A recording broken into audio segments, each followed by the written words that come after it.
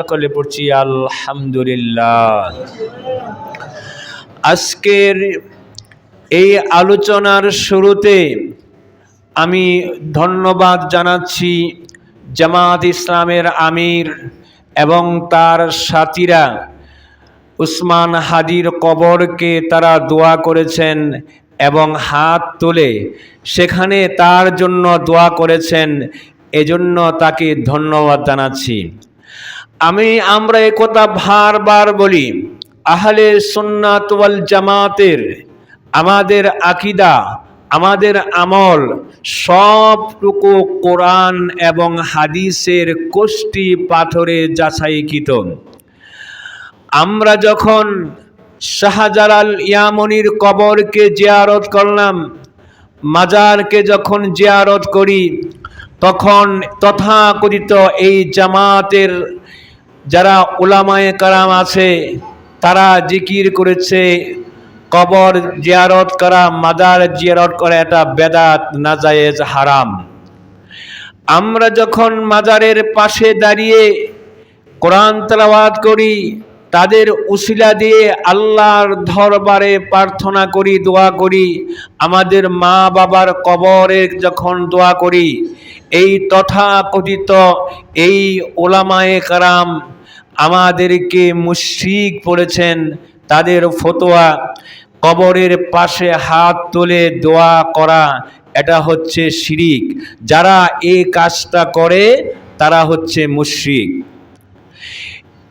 এই জামাতের যে সমস্ত উলামায়ে কেরাম আছে তারা ওয়াজ মাহফিলে মিডিয়া ব্যাপক প্রচারণা চালিয়েছে যাতে করে মানুষ মাজারের কাছে না যায়, মাজার জিয়ারত না করে, কবর জিয়ারত না করে।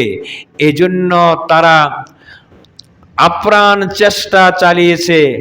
আজকে দেখুন তাদেরই যিনি আমির, তিনি উসমান হাদির কবরের পাশে দাঁড়িয়ে তিনি জিয়ারত করলেন, হাত তুলে দোয়া করলেন। এখন তোমাদের সেই ফতোয়া কোথায়? আমরা এজন্য বারবার বলে থাকি, যদি কবর মাজার জিয়ারত করা জায়েজ হয় তাহলে আমরা সেটা জায়েজ সুন্নত, যেটা রাসূল আকরাম সাল্লাল্লাহু আলাইহি ওয়াসাল্লাম নিজে তার মায়ের কবর জিয়ারত করেছেন, জান্নাতুল বাকিতে সাহাবীদের কবর জিয়ারত করেছেন। আমরা এতগুলো দলিল প্রমাণ তথ্য দেওয়ার পরেও তোমরা আমাদেরকে এই মাজার জিয়ারত করার জন্য আমাদেরকে বেদাতি এবং মুশরিকি বলে আমাদেরকে তুচ্ছ তাচ্ছিল্য করেছ, আর আজকে তোমরা নিজেরাই সে কাজটা করেছ। সেজন্য আমরা বলবো যে তোমরা যখন ফতোয়া দাও তাহলে সেই ফতোয়া দেওয়ার আগে একটু চিন্তা করে দেওয়া উচিত যে আমরা যে ফতোয়া দিচ্ছি সেই ফতোয়ার উপরে আমরা অটল থাকতে পারবো কিনা। আমরা তো আগে থেকেই আল্লাহর কবিদের অলিদের কবর জিয়ারত করি, আমরা আগে থেকেই বেদাতি, এজন্য আমাদেরকে তুচ্ছ তাচ্ছিল্য করেছ। আমরা অলিয়া ওলাদের সেই কবরের পাশে দাঁড়িয়ে দোয়া করে যে আমাদেরকে মুশরিক বলেছ, আর সেই তুচ্ছ তাচ্ছিল্য করে আজকে তোমাদের যিনি শীর্ষস্থানীয় তিনি যেহেতু এ কাজটা করেছেন, তাহলে কোনটা সঠিক? তো এতদিন যে আমাদেরকে ধোঁকা দিয়েছ, কবর জিয়ারত করা এটা বেদাত, শিরিক, এগুলো সব কিছু ইহুদিদের দালালেদের, ইহুদিদের ডলারের বিনিময়ে আমাদেরকে বিভ্রান্ত করেছ। আর তোমাদের আমির যেটা সঠিক সেটাই আজকে করে জনগণের সামনে প্রমাণ করে দিয়েছে আহলে সুন্নাত ওয়াল জামাতের আমাদের আকীদা এটা সঠিক। তোমরা যা বলো সব কিছু ডলারের গরমে মানুষকে বিভ্রান্তি করো। রাসূল আকরাম সাল্লাল্লাহু আলাইহি ওয়াসাল্লাম নিজে তার মায়ের কবর জিয়ারত করেছেন, অগণিত অসংখ্য হাদিসে তার তথ্য এসেছে। যদি কবর জিয়ারত করা বেদাত হয় তাহলে রাসূল আকরাম সাল্লাল্লাহু আলাইহি ওয়াসাল্লাম নিজে যে কাজটা করেছেন, তাহলে তিনি কি বেদাত করেছেন? সেজন্য আমি বলবো যে তোমরা যখন ফতোয়া দাও, শুধু ডলারের দিকে তাকিয়ে তোমরা ফতোয়া দিবে না, একটু কোরআন এবং হাদিসের দিকে একটু তাকাও, তাহলে পরকালের কথা একটু চিন্তা করো। শুধু দুনিয়ার চিন্তা করো না, দিনকে ডলারের বিনিময়ে বিক্রি করে দেবে না। রাসূল আকরাম সাল্লাল্লাহু আলাইহি ওয়াসাল্লাম তিনি মদিনা মুনাওয়ারা থেকে তার মায়ের যে কবর আবওয়া নামক স্থানে সেখানে আসেন। আমার প্রাণের নবীর মায়ের কাছে দাঁড়িয়ে তিনি দোয়া করেছেন, এমনকি তার চোখের পানি ধারি ভিজে ভিজে মাটি পর্যন্ত স্পর্শ করেছে। বলেন সুবহানাল্লাহ। তাহলে যেই কাজটা আমার প্রাণের নবী করেছেন, এটা বেদাত হয় কিভাবে, শিরিক হয় কিভাবে? বুখারীতে এই হাদিসটা আসছে, হযরত আয়েশা সিদ্দিকা রাদিয়াল্লাহু তাআলা আনহা তিনি বলতেছেন যে রাতের বেলা রাহমাতাল লিল আলামিন আমার পাশেই তিনি শুয়ে আছেন, শায়িত আছেন। গভীর রাতে হঠাৎ করে আমার ঘুম ভেঙে গেল। আমি দেখি রাহমাতাল লিল আলামিন আমার পাশে নাই। আমি চিন্তা করলাম যে প্রাণের নবী গেলেন কোথায়? তিনি অন্য কোনো উম্মুল মুমিনিনের ঘরের প্রবেশ করলেন নাকি? আমি এবার একে একে খুঁজতে লাগলাম, কিন্তু কোথাও আমার নবীকে আমি খুঁজে পেলাম না। আমি ভাবতেছি এখন গভীর রজনী, রাহমাতাল লিল আলামিন কোথায় গিয়েছে? আমার নবীর, আমার স্বামীর কোনো ক্ষতি হলো কিনা? আমি খুঁজতে করলাম, খুঁজতে খুঁজতে এক পর্যায়ে দেখি জান্নাতুল বাকি, যেখানে সাহাবীদের কবরস্থান, রাসূল আকরাম সাল্লাল্লাহু আলাইহি ওয়াসাল্লাম সেখানে তিনি দোয়া করতেছেন সাহাবীদের জন্য। আমিও তার পাশে যেয়ে আমিও সেখানে দাঁড়িয়ে গেলাম। রাসূল আকরাম সাল্লাল্লাহু আলাইহি ওয়াসাল্লাম তিনি সাহাবীদের জন্য দোয়া করতেছেন, তার চোখে পানি এসে গেল। দীর্ঘ সময় তিনি দোয়া করলেন এবং সেখান থেকে দোয়া যখন শেষ করলেন, হঠাৎ করে আমাকে দেখে বললেন, আয়েশা, কি ব্যাপার? তুমি কি মনে করেছ যে আমি তোমার প্রতি কোনো অবিচার করেছি, তোমাকে রেখে অন্য কোনো উম্মুল মুমিনের ঘরে প্রবেশ করেছি? আয়েশা বললেন, ইয়া রাসূলুল্লাহ, আমি তো তাই মনে করেছি। আয়েশা এসে বলে, ইয়া রাসূলুল্লাহ, নবী গো, যে আপনি এই জান্নাতুল বাকিতে গভীর রাতে এভাবে চোখের জালি পানি ফেলে আপনি কাঁদতেছেন। আমার প্রাণের নবী বললেন, আয়েশা দেখো, এই যে জান্নাতুল বাকিতে যারা শুয়ে আছে, এরা হচ্ছে আমার কলিজার টুকরা, আমার নয়নের মণি। এই সাহাবীগুলো আমার দ্বীনের জন্য এদের সবচাইতে প্রিয় জীবনটা আল্লাহর রাস্তায় তারা দিয়ে দিয়েছে, উৎসর্গ দিয়েছে। আমার সাথী, আমার সাহাবী, তারা কবরে চলে গেছে। আমি কি তাদের জন্য আল্লাহর কাছে ইস্তেগফার, ক্ষমা প্রার্থনা করব না? যেখানে রাসূল আকরাম সাল্লাল্লাহু আলাইহি ওয়াসাল্লাম নিজে জান্নাতুল বাকিতে সাহাবীদের কবর জিয়ারত করেছেন, আমার প্রাণের নবী তার মায়ের কবর জিয়ারত করেছেন।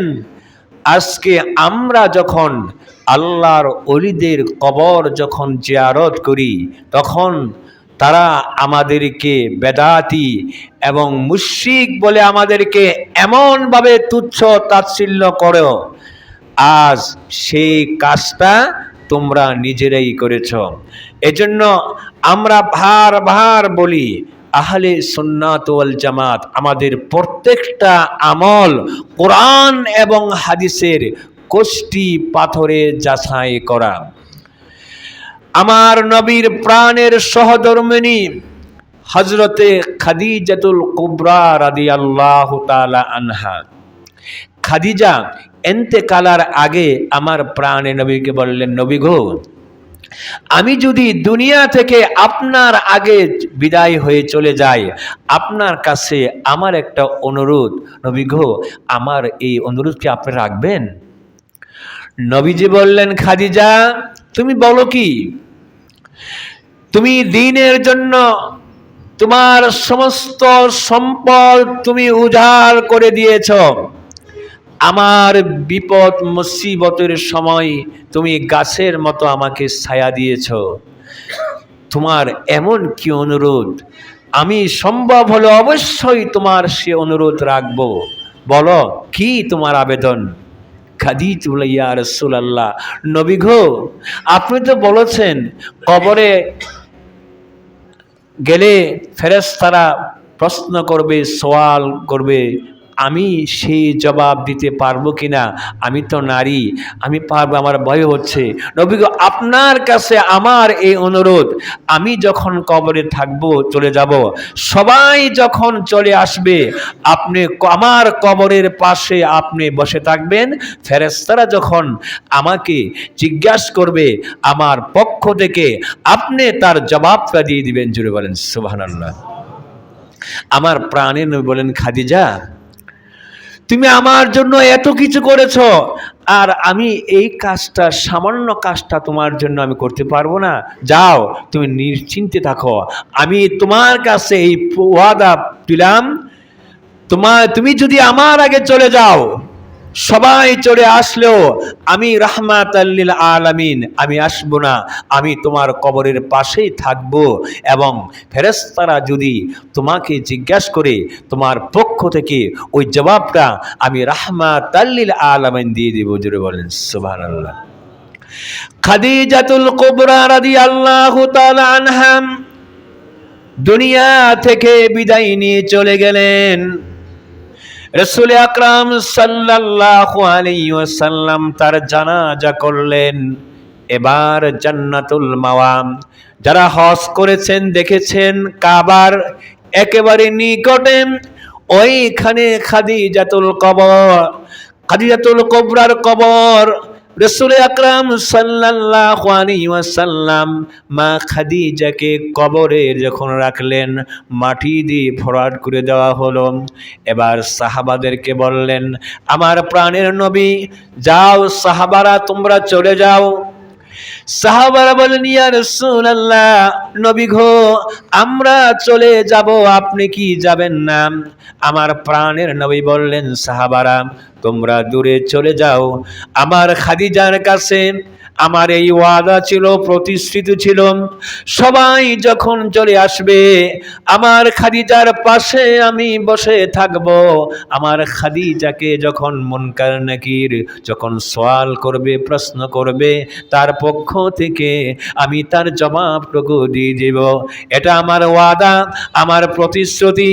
যাও তোমরা চলে যাও, আমি এখানেই থাকব, আমার খাদিজার প্রশ্নের জবাব আমি দেব।